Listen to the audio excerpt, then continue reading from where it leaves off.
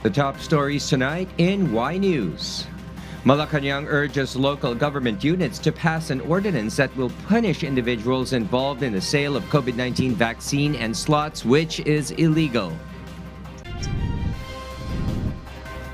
The Philippines Department of Science and Technology will conduct a study on the effects of COVID-19 vaccines on fully vaccinated Filipinos. Vaccines developed by Sinovac Biotech and Pfizer and BioNTech top a list of shots preferred by adults in the Philippines.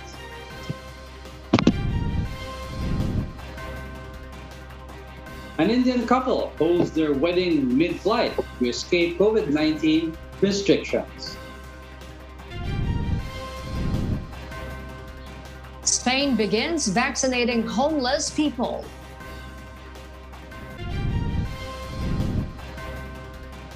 And Google announces a health tool to identify skin conditions.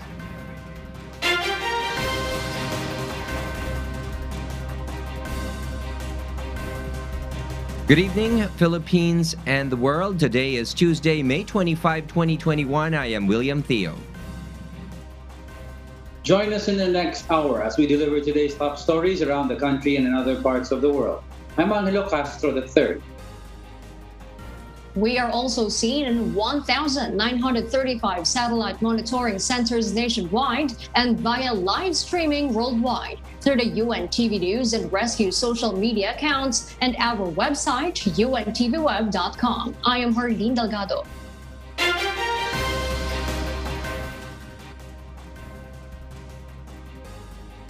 First in the news, Malacanang calls on local government units to pass an ordinance that will impose sanctions on sellers of COVID-19 vaccines and vaccine priority slots. Rosalie Cos explains why. To ensure sanctions against those who take advantage of the COVID-19 pandemic by selling coronavirus vaccines as well as vaccine priority slots, Malacanang encourages local government units to enact an ordinance on this. Manila City Mayor Isko Moreno Dumagoso has signed a similar city ordinance effectively prohibiting the sale of COVID-19 vaccines amid reports of vaccine for sale schemes. Presidential spokesperson Harry Roque gave a stern warning against those who will violate the government's vaccination policy of equitable access to all.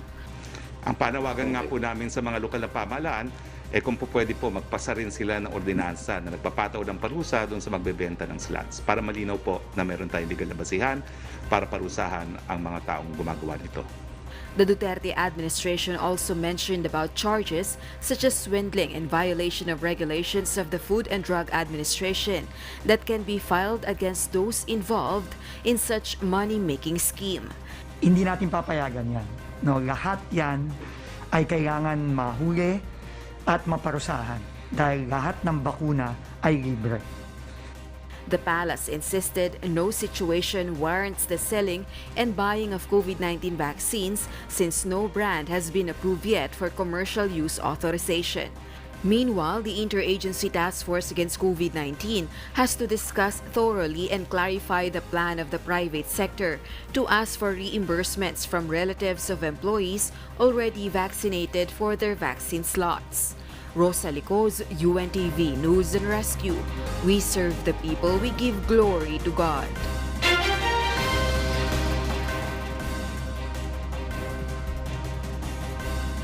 Meanwhile, the Philippine National Police is looking into the alleged selling of COVID-19 vaccination slots online. But according to the PNP, there is a possibility that the scheme is politically motivated or is a form of an online scam. Leia Ilagan will tell us why. Philippine National Police Chief Police General Guillermo Eleazar said that there is a possibility that the vaccine and vaccination slot for sale scheme may just be a scam targeting specific people. Eleazar said the PNP Anti-Cybercrime Group or ACG monitoring all media platforms did not find a public post offering vaccination slots. The modus operandi, the PNP chief said, is to send a private message to his target. They will also investigate if the incident is politically motivated. Patuloy po ang isinasagawang investigasyon ng CIDG at ACG at lahat ng anggulo ay aming tinututukan kasama ng posibilidad na ito ay isang online scam lang o kaya ay politically motivated para siraan ang mga nabanggit na local government units. The CIDG and ACG are still gathering information to know the truth behind the alleged vaccination slot for sale. Hindi po titigil ang PNP para tugisin at mapanagot ang mga taong nasa likod nito. The chief PNP urged the public to immediately report to authorities anyone selling vaccine or vaccination slots. Information or concerns may be relayed to the PNP through its Isumbong Complaint Monitoring and Referral System. Leia Ilagan, UNTV, News and Rescue. We serve the people. We give glory to God.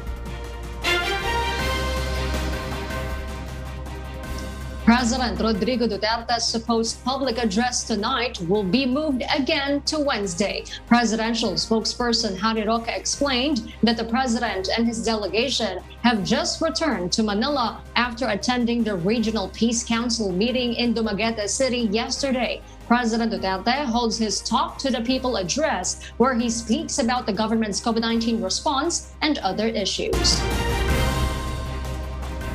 The Philippines will conduct a real-world study into the effects of COVID-19 vaccines on Filipinos. Aiko Miguel will tell us why.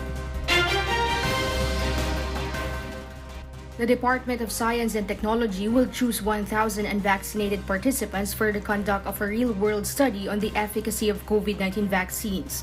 According to DOSC Task Group on Vaccine Evaluation and Selection Chair Undersecretary Rowena Guevara, they will monitor the participants until they receive their COVID-19 shots. The study will take a year to review the effects of COVID-19 vaccines on Filipinos.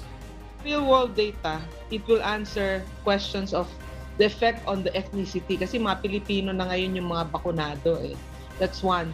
And second, yung pinaka-importanteng masagot is ano yung efficacy niya over time.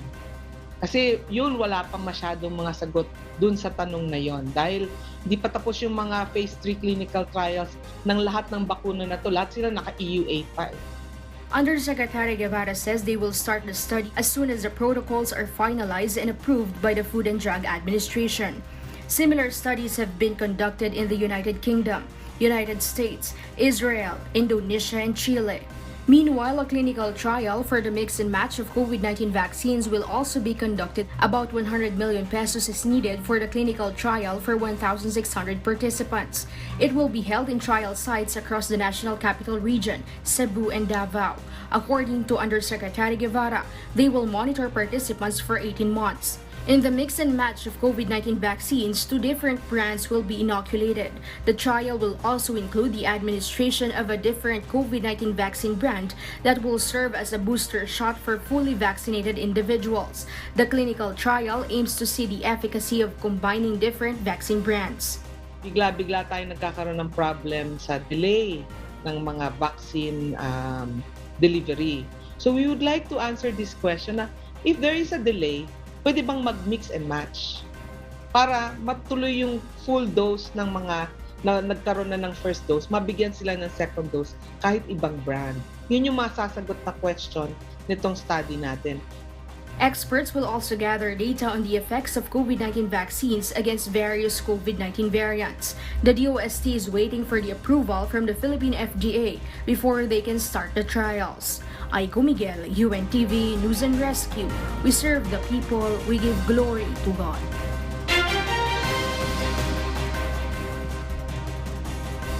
The World Health Organization supports the non-disclosure of vaccine brands being implemented in the Philippines. However, the Global Health Agency does not consider the choosing of COVID-19 vaccine brands as vaccine hesitancy. Marvin Callas reports why. Following the new policy directed by the Interagency Task Force, COVID-19 vaccine brands to be inoculated per individual are being disclosed only at the vaccination sites. Many says that non-disclosure of vaccine brands could affect the vaccine confidence of the Filipino people. But in contrary, World Health Organization Country Representative Ravindra Abyasinghe says only a handful of Filipinos are having vaccine hesitancy. What we are seeing now is that people are eagerly waiting to receive vaccines, and it is in some situations local governments are unable to keep up with the demand. So it's not actually an issue of vaccine hesitancy. There may be in some places preference for brand A or B of a vaccine. That should not be interpreted as vaccine hesitancy. WHO also supports the policy on the non-disclosure of vaccine brands to further entice Filipinos to get vaccinated no matter what brand is available. A recent Social Weather Station or SWS survey shows that the majority of Filipinos still prefers the China-made COVID-19 vaccine Sinovac, followed by the US-made vaccine Pfizer-BioNTech. From a 1,200 respondents, 39% are favorable to have the Sinovac vaccine, while 32% prefers Pfizer. The news team tried to get some of the reactions from the public on what vaccine brands do they prefer. Here's what they say. Kung sa akin ay Pfizer. Ang brand ng Pfizer maganda naman eh. Kaya yun ang pinag-iisipan ko na pipiliin ko para babakunahan din yung mga mahal ko sa buhay. Pfizer po kasi yun yung may pinakamataas na efficacy. Pfizer sa brand. Kasi siya yung sikat ngayon, parang siya yung ginagawa ng mga tao. Siya yung parang dinudumog kinikilala. Sa akin pa Pfizer brand. Para sa akin po kung ano yung available, yung pinaka-available na present, yun po yung kuhanin natin. Kailangan ma-vaccinate as much as possible lahat ng population sa Pilipinas. Kung ano po yung nandyan, take it. Lahat naman po yan, will help us. Meanwhile, although the Malacanang acknowledges the vaccine brand preference of the public, presidential spokesperson Harry Roque pointed out that vaccine supplies in the country is limited, thus encourages everyone to get vaccinated regardless of what vaccine brand is available. Ang panawagan namin, meanwhile, nandyan na po yung mas nakakahawa at mas nakakamatay na mga new variants. So, bagamat meron tayong preference sa stateside, unahin man muna po natin ang ating mga buhay, ang ating buhay ng ating pamilya, ng ating komunidad, magpabakuna na po kung anong available. Marvin Calas, UNTV, News and Rescue. We serve the people, we give glory to God.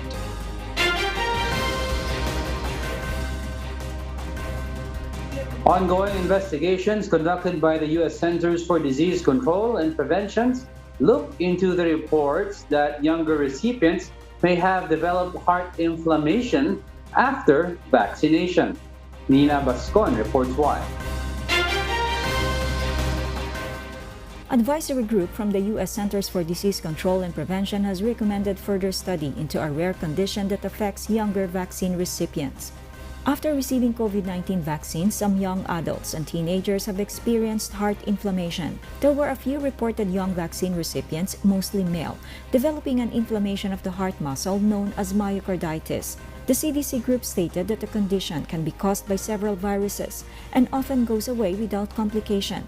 However, committee members said they felt reports of the potential adverse event should have been made known to healthcare providers.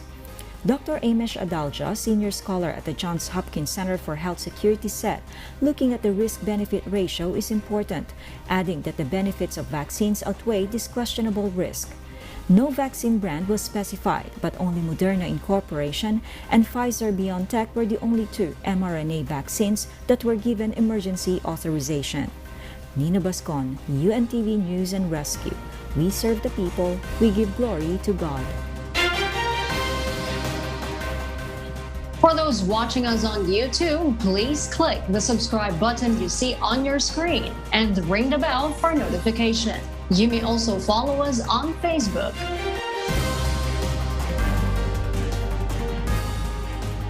More reasons behind the stories when Y News returns.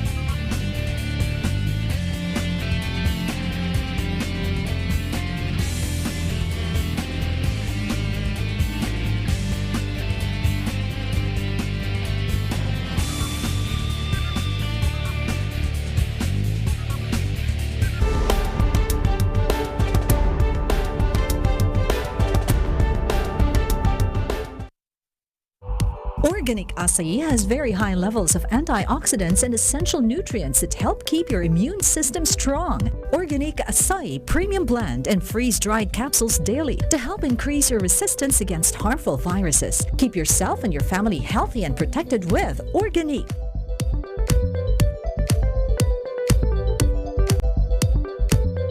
Mahalagang paalala, ang Organic Acai Premium Blended Freeze-Dried Capsule ay hindi gamot at hindi dapat gamitin panggamot sa anumang uri ng sakit.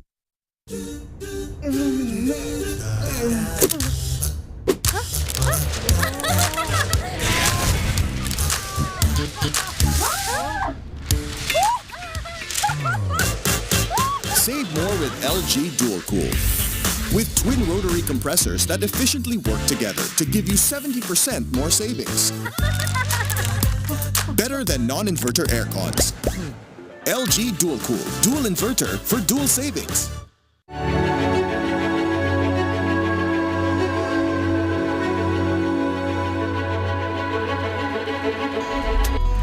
This is a message to all of our frontliners in the media.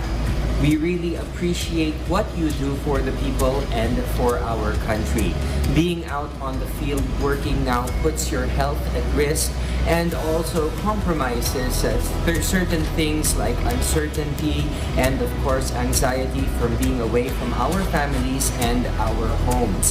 But we'd like to let you know that we consider you our heroes as you continue to bring facts, the news to us, therefore giving the people who are on enhanced quarantine at home peace of mind knowing what is really going on in the field and all over the country, because all we really have is you. So my message to everyone is to stay safe, use your personal protection equipment, and always give everything to God and always pray. We hope to see all of you after this. Take care. God bless. Salamat sa Diyos sa lahat sa inyo.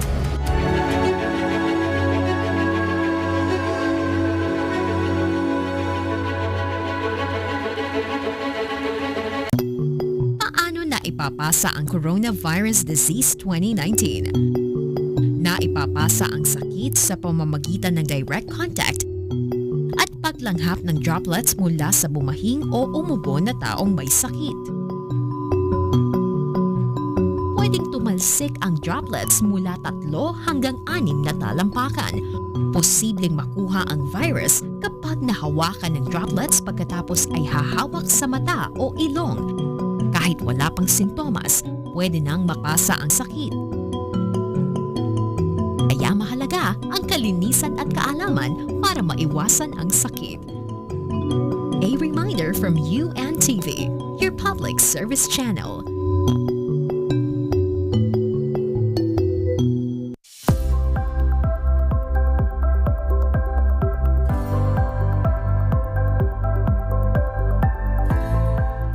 Mahina ang immune system ay kasama sa high-risk na grupo kapag nagkasakit ng COVID-19.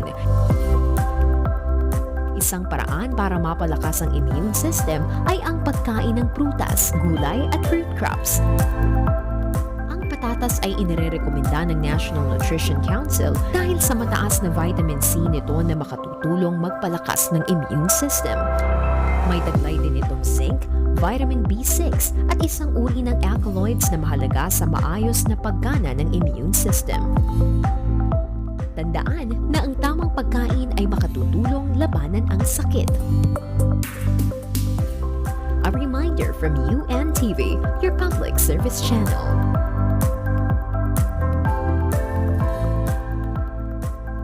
Gaano ba tayo kahanda sa posibleng pagdating ng isang sakuna? Taon-taon nasa 20 bagyo ang dumadaan sa ating bansa. Di na rin bago sa atin ang mga pagbaha sa panahon ng tag-ulan.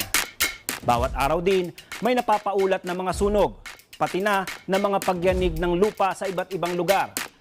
Dito sa Metro Manila, pinaghahandaan natin ang posibleng pagtama ng isang malakas na lindol na kung tawagin ay The Big One. Gaano nga ba tayo kahanda kung may dumating na sakuna? Meron na ba tayong first aid kit, go bag, o kaya naman emergency plan sa ating mga tahanan? Manood ng Lifesaver upang matuto ng disaster preparedness at malaman ang mga dapat gawin kung sakaling dumating ang isang sakuna. Tandaan, mahalaga ang kaalaman at abilidad. Para sa oras ng kalamidad, ikaw ay lifesaver.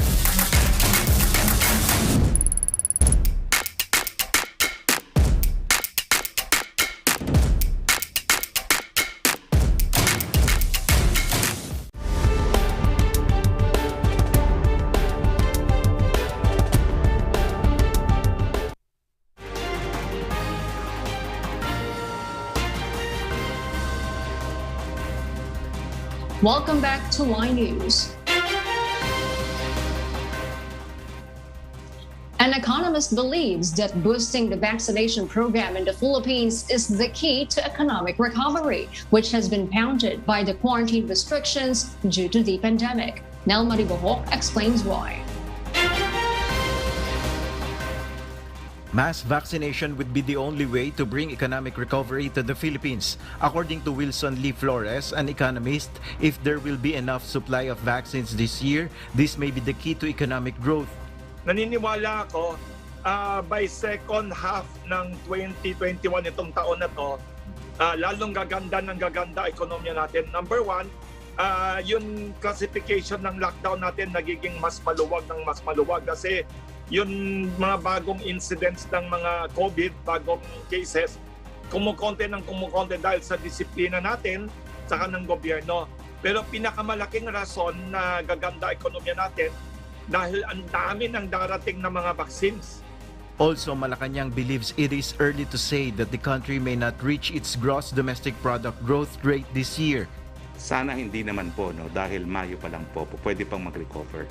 Pero inaamin po talaga natin na nakakalungkot na dahil nga po sa pagpasok ng mga bagong variants, we've had to resort to MECQ na naging dahilan para masarado ang 60% ng ating ekonomiya, no, dito sa Metro Manila Plus.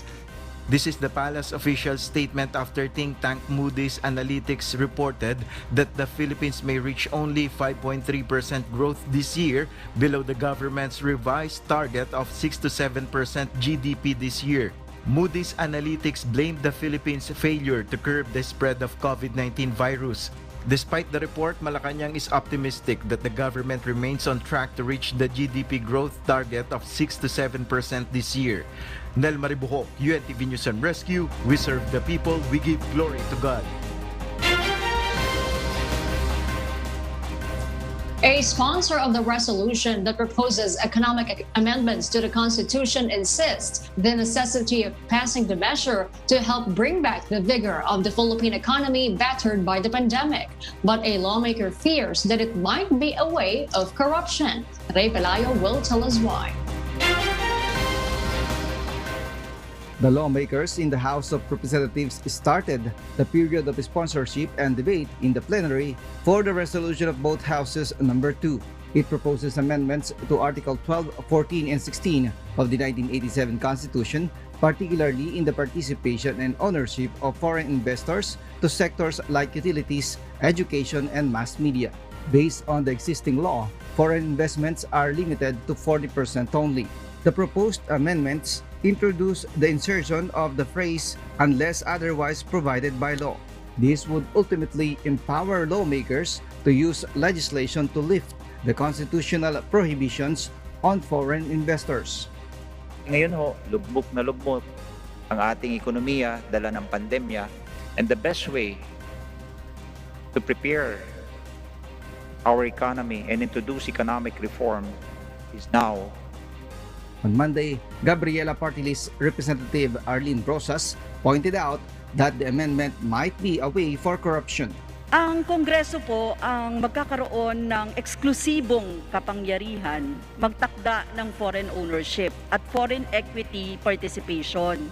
Hindi po ba na masesentro dito ang mga naglalabi o nanunuhol ng mga dayuhang korporasyon o di kaya mga lokal na oligarchs para gawing pabor ang terms sa kanilang industriya?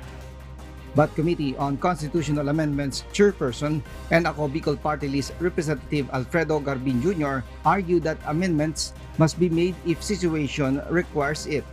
Hindi pwede sabihin natin na ito lang ang batas at isulat natin sa bato at hindi na pwede baguhin. And that's why babalik tayo doon sa definition ng legislation as provided for under the Constitution. It is the power to enact laws and also the power to alter or repeal them as the need arise. The House of Representatives aims to pass the resolution before the adjournment of the session on June 4. Ray Pilayo, UNTV News and Rescue. We serve the people. We give glory to God.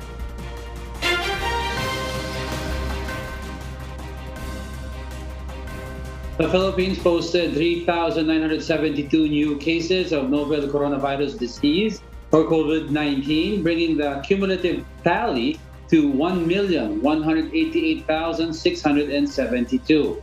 The Department of Health, or DOH, said that total recoveries rose to 1,120,452 after 4,659 more patients survived the disease. The death toll, however, reached 20,019 with 36 new fatalities. Meanwhile, the country's number of active cases is at 48,201. Of this, 92.7% are mild, 2.1% are asymptomatic, 1.42% are moderate, 2.1% are severe, and 1.6% are in critical condition. The agency noted in its report that 10 testing laboratories failed to submit their data on time. The Department of Public Works and Highways builds more COVID-19 modular hospitals across the country despite the decreasing bed occupancy rate. Asher Kadapan Jr. details why live.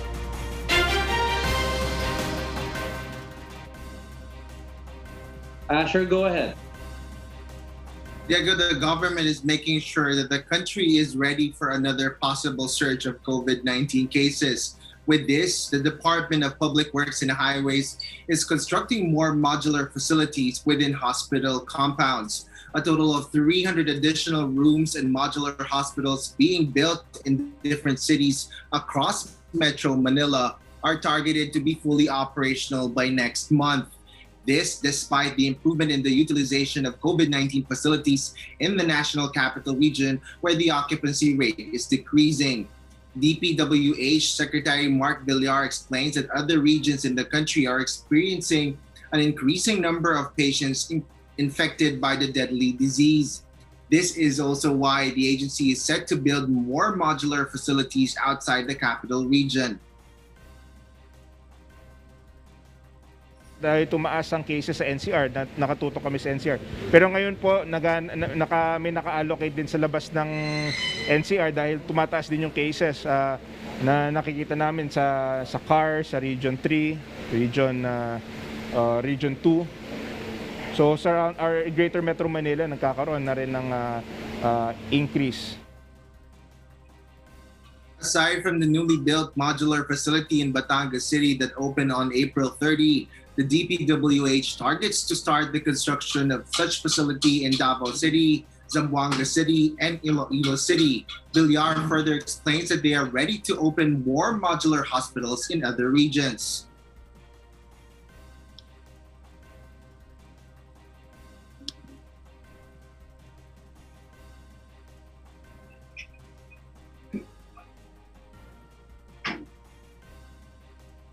Modular hospitals are capable of admitting patients with moderate to severe COVID-19 infections, while some also have dedicated rooms for those who may require intensive care unit or ICU. Diego? Thank you, Asher Kadapan Jr. for those updates.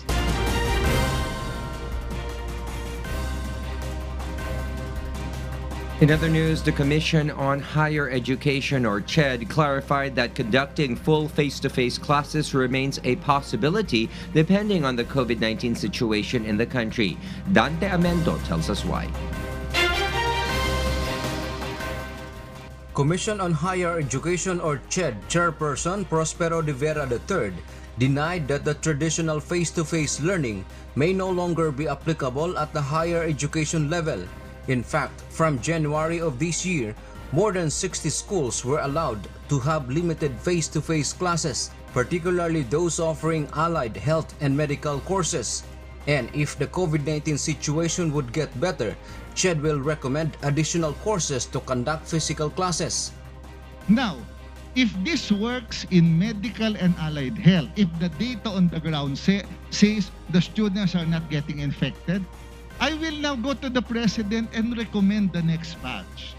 Engineering, information technology, maritime programs, industrial tech. If the evidence on the ground says so, we have to do evidence-based decision-making. Should face-to-face classes would be allowed to resume, De Vera said there is a need to retrofit schools such as the cafeteria, library, and others to assure minimum health standards will still be observed. Campuses should also have directional signages, good air ventilation, and hand washing becomes a practice to all the students. Eventually, if we achieve herd immunity, vaccinated na 70%, okay, then we will allow the schools to slowly bring back the students. But it will not be anymore in the old traditional type. That is what I meant. We have to retrofit the schools. Dante Amento, UNTV, News and Rescue. We serve the people. We give glory to God.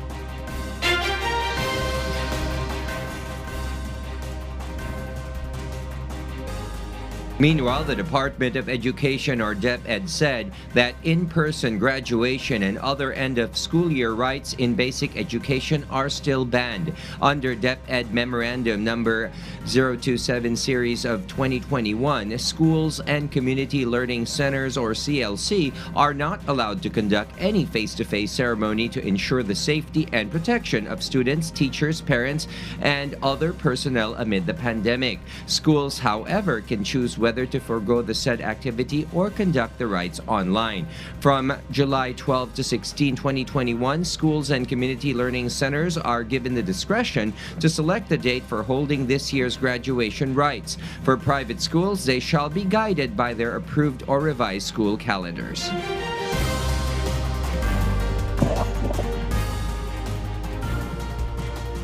Stay with us for more when Y News returns.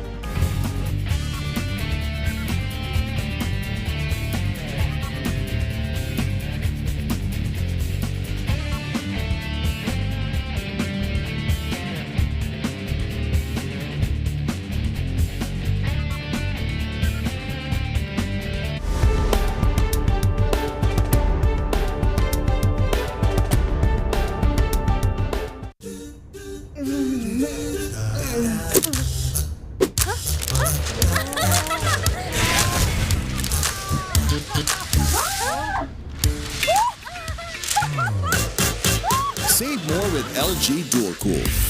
With twin rotary compressors that efficiently work together to give you 70% more savings. Better than non-inverter air cons.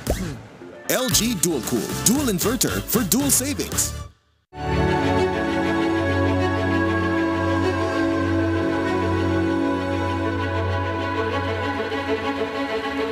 Hello po to all our frontliners, especially sa ating mga security personnel, sa mga sundalo, mga police all over the Philippines. We would like to thank you all for protecting our country and for your efforts in protecting the Filipino people against coronavirus. And please know that we are always praying for you. We are praying for this pandemic to end. And we would also like to thank you all for sacrificing your own well-being and your quality time with your family just to protect the Filipino people. So maraming salamat po sa inyong lahat and God bless.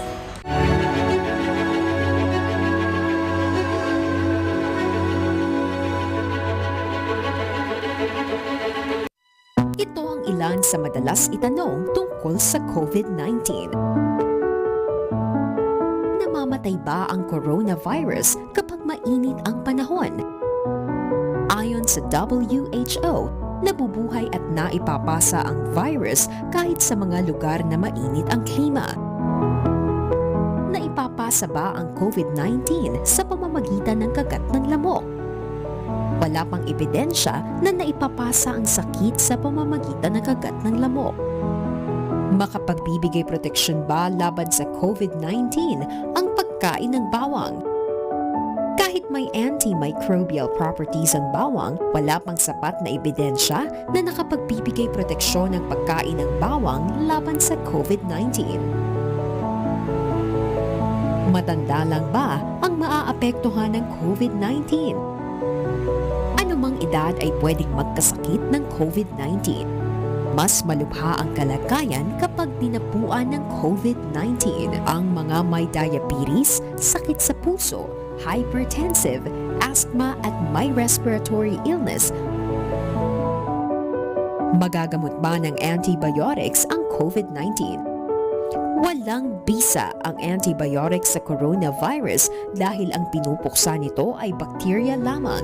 Pinapainom ng antibiotics ang isang COVID-19 patient kung may bacterial co-infection. Tandaan na mahalaga ang kalinisan at kaalaman para makaiwas sa sakit. A reminder from UNTV, your public service channel.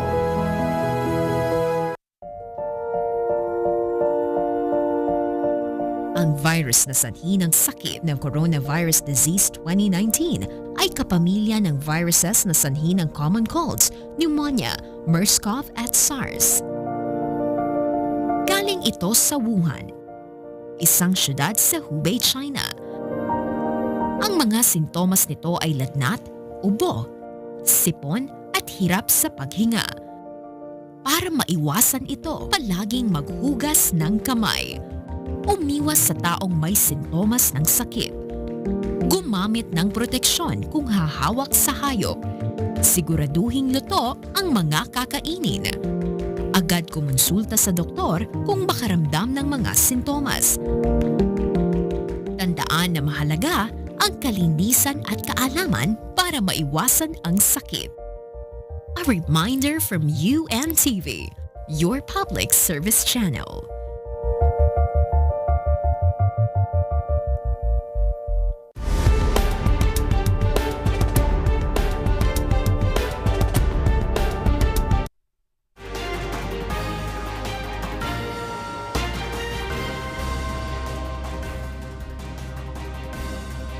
Y News returns.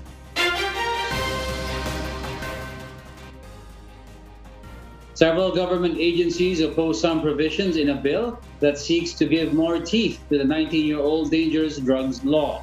Arlene Delgado will tell us why. The Commission on Human Rights has expressed concern on some provisions of House Bill 7814, which seeks to amend Republic Act 9165 or the Comprehensive Dangerous Drugs Act of 2002. During the Senate Committee on Public Order and Dangerous Drugs hearing on the measure, the Commission opposed to the reimposition of death penalty and allowing the alleged presumption of guilt for drug suspects. Section 11 of the bill says any person found possessing any dangerous drug during a party, social gathering, or meeting shall suffer the penalty of life imprisonment to death, while one of the provisions that allow legal presumptions is Section 3, which states that unless proven otherwise, any person found or is present within the place of sale or distribution of dangerous drugs is presumed to have been involved in the illegal activity. The CHR believes it contravenes the basic universal right of presumption of innocence until proven guilty. Unfortunately for the innocent bystander, he or she may presume to have committed an unlawful act just because he was at the wrong place at the wrong time. Presumption of guilt and the reintroduction of the death penalty have no place in human rights-based approaches to drug control. The Commission adds they were not consulted during the congressional hearings on the bill. The House of Representatives passed the measure on third and final reading last March, with 188 lawmakers voted in favor, while 11 voted against and 9 abstained. But the committee's chairperson and former PNP chief Ronald De La Rosa remained firm on his stand to support death penalty for high-level drug traffickers. I really care for life. Ako, gabi-gabi, kung pwede lang oras-oras nagdadasal ako kay Lord na sana Lord walang tao masasaktan sa lahat ng ginagawang police operations namin. Pero in order to save yung mga innocent lives na magiging biktima nitong droga, sana naman itong buhay ng mga drug lord ito na wala nang ginawa kundi maninira ng buhay, dapat naman sana mabigyan ng death penalty. The Department of Justice is also against the death penalty provision. However, it contradicted the CHR stand that the bill allows presumption of guilt. The presumption is only prima facie evidence, which means the evidence is as good and sufficient in its face and may be rebutted or contradicted. But the National Bureau of Investigation believes it would only result in reverse trial, wherein instead of the government proving the guilt of the accused, it will be the accused proving his innocence. Meanwhile, the Philippine Drug Enforcement Agency opposed the provision that imposes imprisonment from 6 months to 6 years and fines of up to 50,000 pesos on persons who will be found positive of illegal drug use but not a drug dependent. The proposed penalty of imprisonment is too severe and could worsen the condition of the concerned individual. Such punishment is unnecessary considering that such condition may be addressed with proper interventions. De La Rosa says the bill will be referred to a technical working group to further discuss the proposed measure. Hardin Delgado, UNTV News and Rescue. We serve the people, we give glory to God.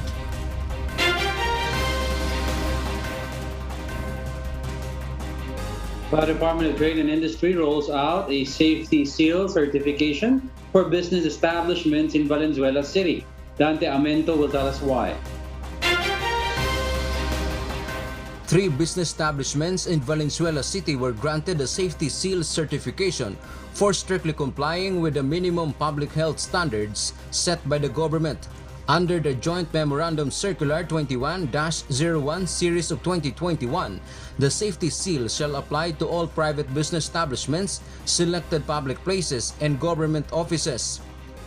We are really launching itong safety seal para ho talaga mabigyan ng gabay yung mga consumers na ang lugar na may safety seal ay following minimum health protocol standards.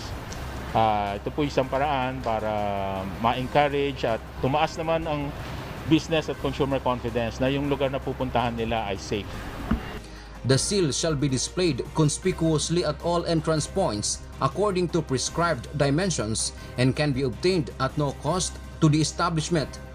Technically, hindi po siya requirement but it would be helpful to the business.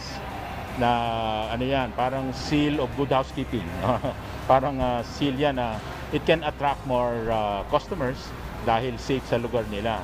Yung mga hindi pa na-inspect, they're open to operate. Pero eventually dahil kailangan silang mag-apply at magpa-inspect para malagyan din ng safety seal. The safety seal shall be valid for 6 months from the date of issuance except for those issued to tourism enterprises which shall be valid for 1 year. It shall be renewable subject to continued compliance with the eligibility requirements but may also be revoked or reinstated. Meron pong surprise inspections na pwedeng gawin ng mga LGU. So within that 6 months, people may complain at pwede pong ma-revoke yung safety seal and then meron pong proseso for reinstatement. Kung hindi po mag-comply yung negosyo, pwede pong isuspend yung business permit ng local government unit. The City Hall of Valenzuela was also given a safety seal certification. The safety seal can be processed through online application or by visit. For application, business establishment applicant must download a checklist, perform a self-assessment, and contact the issuing authority for conduct of inspection. If the business establishment is found to be compliant, the issuing authority will inform the establishment of how the seal will be given. Dante Amento, UNTV, News and Rescue. We serve the people. We give glory to God.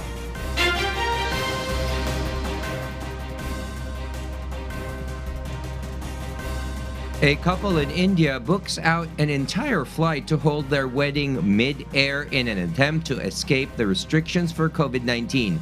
Nerissa Dando will tell us the details live.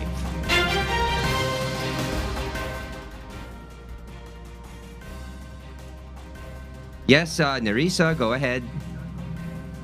Good evening, William. A video footage posted on social media has gone viral, which shows a couple holding their wedding mid-flight in a booked-out aircraft of SpiceJet Airlines. The jet was reportedly packed with at least 170 guests who celebrated the couple's big day during the flight. The wedding footage has become a controversy and subject of criticism, especially since the country continuously fights a tough battle against the second wave of COVID-19. The state of Tamil Nadu, from where the flight originated, has also recently imposed stricter restrictions with wedding guests limited to only 50 individuals, which the couple and their guests have clearly violated. The Aviation Authority of India, the Directorate General of Civil Aviation, or DCGA, has since launched a formal investigation of the case. The aviation has taken action both against the guests and the staff present on the flight. A spokesperson from the SpiceJet airline told the Indian Express that a travel agent originally booked the trip for a post-wedding joyride and that the airlines were completely unaware of the wedding mid-flight. The SpiceJet Airlines have been advised to lodge a formal complaint against the guest.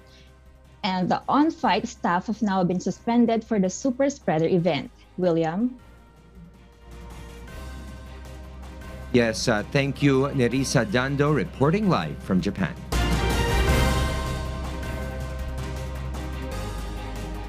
And around 30,000 people living on the streets in Spain will be receiving the COVID-19 vaccination. Marvi Delfin reports live.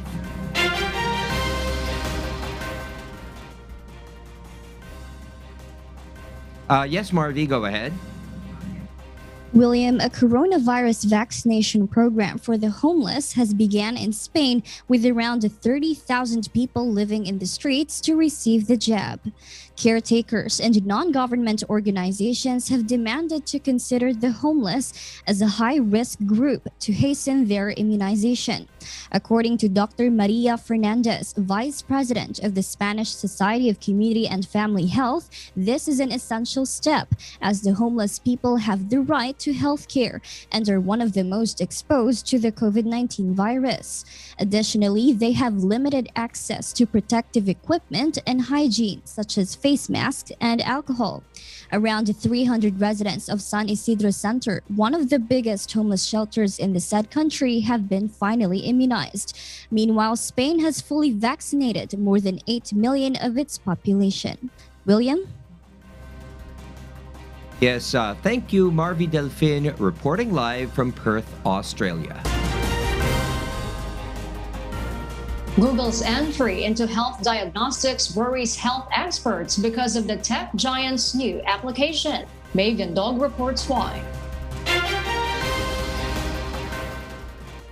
Last Tuesday, May 18, in a U.S. technology conference called Google I/O, Google's Chief Health Officer Karen DeSalvo announced and showcased their newly created Dermatology Assist tool, which uses artificial intelligence to help people identify concerns about their skin.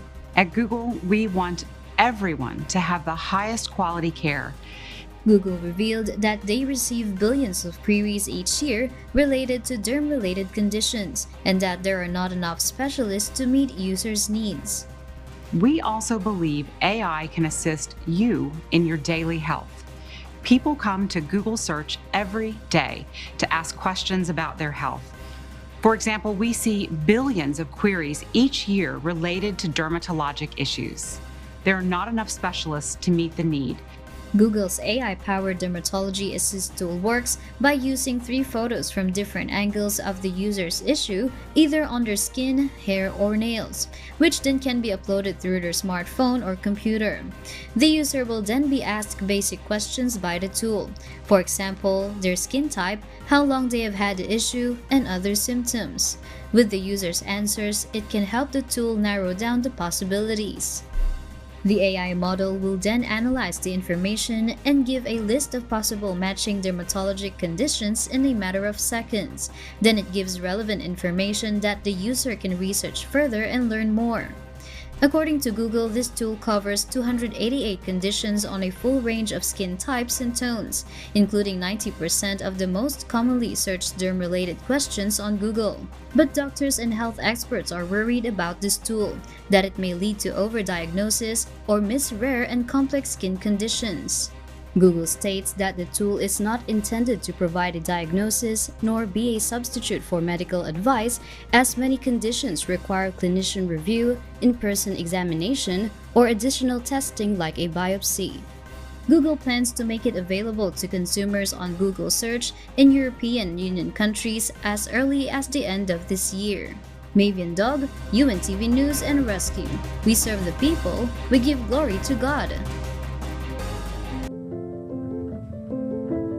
Our kasangbahay. As the world faces these trying times amid the pandemic caused by coronavirus, we are inviting everyone to join the global prayer for humanity. Good day. I'm Brother Eli Soriano, overall servant of the members of the Church of God International. I want to invite you to join us in a minute of prayer every day, 9:30 a.m. Eastern Time, to pray for humanity and the whole world as we go through these perilous times. While safety measures like washing of hands and strengthening of our immune systems may help us through this horrible predicament, there is still no precaution or cure more powerful than God's mighty intervention. And we need His intervention now more than ever. It doesn't matter what religion you are in or what denomination you belong. This is an invitation for all the people around the world who cares for the future of their family, friends, loved ones, and humanity as a whole. Everybody is welcome to pray with us. Thank you very much, and I hope to hear from you soon. May God bless you.